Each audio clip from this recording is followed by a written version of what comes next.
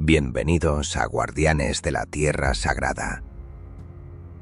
Bienvenidos a este espacio de memoria, análisis y conciencia. Esto es Crónicas del Poder.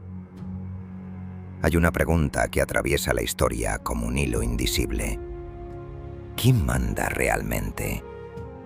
No quién gobierna, no quién ocupa el trono, no quién aparece en los titulares, sino quien sostiene las estructuras que permiten que otros gobiernen. Os dejo con Mercedes Izquierdo, nuestra historiadora favorita, a ver si logra darnos alguna respuesta. ¿Quién manda realmente? Porque el poder no es solo política, es mito, es símbolo, es dinero, es fe, es relato. Y si somos honestos, también es miedo, y control, y percepción. Y si queremos entender el presente, tenemos que retroceder mucho más atrás de lo que creemos, mucho antes de los parlamentos, mucho antes de los estados, mucho antes incluso de Roma. En la antigua Iberia se hablaba de Gárgoris y Abis, un rey mítico, un linaje fundador, una legitimidad que no se discutía porque era sagrada. Ahí empieza todo.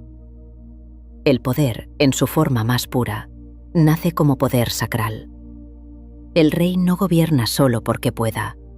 Gobierna porque representa algo superior. Representa el orden. Representa el vínculo con lo invisible. Representa una jerarquía que se presenta como natural. El mito no es un cuento. Es una tecnología de legitimación. Y eso no ha cambiado. En la Edad Media, el poder se articula en tres grandes ejes: el espiritual, el militar, el económico.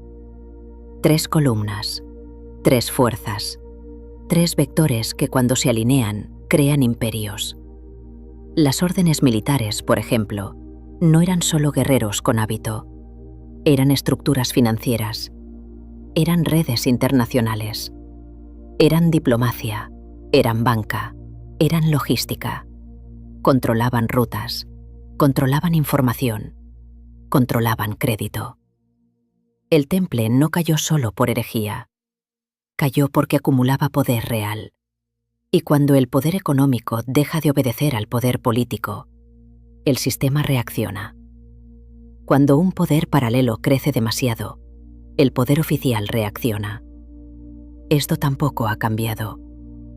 Hoy no hablamos de templarios. Hablamos de fondos de inversión. Hablamos de bancos centrales. Hablamos de corporaciones tecnológicas que manejan más datos que muchos estados. Y los datos son el nuevo diezmo. Pero cuando hablamos de redes financieras globales, no hablamos solo de riqueza. Hablamos de arquitectura monetaria. Hablamos de quién crea el dinero. Hablamos de quién lo presta.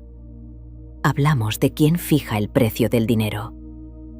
El poder no está solo en poseer capital. Está en emitirlo. Los bancos comerciales prestan. Los fondos invierten. Las corporaciones concentran. Pero los bancos centrales crean liquidez. Y la creación de liquidez no es neutral. Es una decisión estructural con consecuencias políticas profundas. Tipos de interés, expansión cuantitativa, compra de deuda soberana, inyección o retirada de liquidez.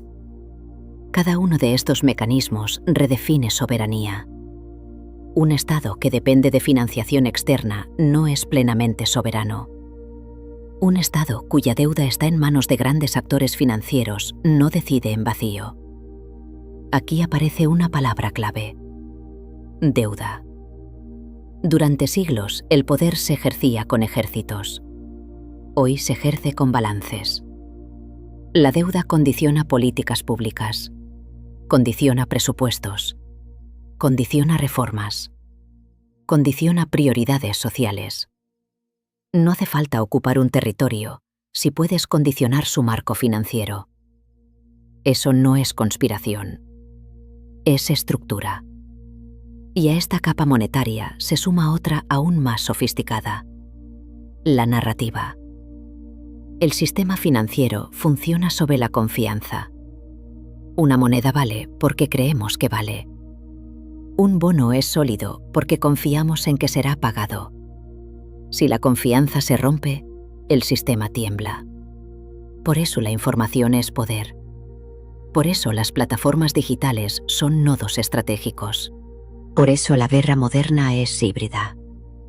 No solo militar, no solo económica, sino psicológica. Porque quien controla la percepción de estabilidad, controla el comportamiento colectivo. Y entonces volvemos a la pregunta inevitable: si existe una red tan vasta, ¿hay una araña? La tentación es imaginar un centro único, un despacho oscuro, un apellido, un nombre propio. Pero el poder moderno es más complejo que una pirámide. Funciona como ecosistema. Fondos de inversión gigantes, bancos centrales, gobiernos, organismos multilaterales, corporaciones tecnológicas, nodos interconectados, interdependientes. A veces cooperan, a veces compiten, a veces se equilibran. No hay un emperador visible sentado en un trono único. Hay arquitectura. Y en esa arquitectura, el verdadero poder reside en los nodos críticos. Quien puede cerrar el grifo del crédito, quien puede alterar reglas contables, quien puede influir en la percepción colectiva, quien puede redefinir el marco legal global. Eso es poder estructural. Pero observa algo. El poder nunca desaparece, solo cambia de forma. Hoy hablamos de globalización, de bloques geopolíticos, de organismos internacionales, de gobernanza supranacional, de agendas estratégicas que trascienden fronteras. Pero la pregunta sigue siendo la misma. ¿Quién sostiene las estructuras? ¿Quién financia? ¿Quién diseña? ¿Quién escribe las reglas del juego? ¿Y quién decide cuándo cambian? Porque el poder visible es solo la superficie. El poder real siempre es estructural, es narrativo, es financiero, es simbólico y cada vez más es tecnológico. Quien controla el relato controla la legitimidad. Quien controla la legitimidad controla la obediencia. Y quien controla la obediencia no necesita imponer fuerza constante. La obediencia voluntaria es el nivel más sofisticado del poder. Durante siglos el poder fue divino. Después fue dinástico. Después fue nacional. Hoy es global. Pero la arquitectura mental es la misma. El poder necesita que creas que es inevitable. Necesita que lo percibas como natural.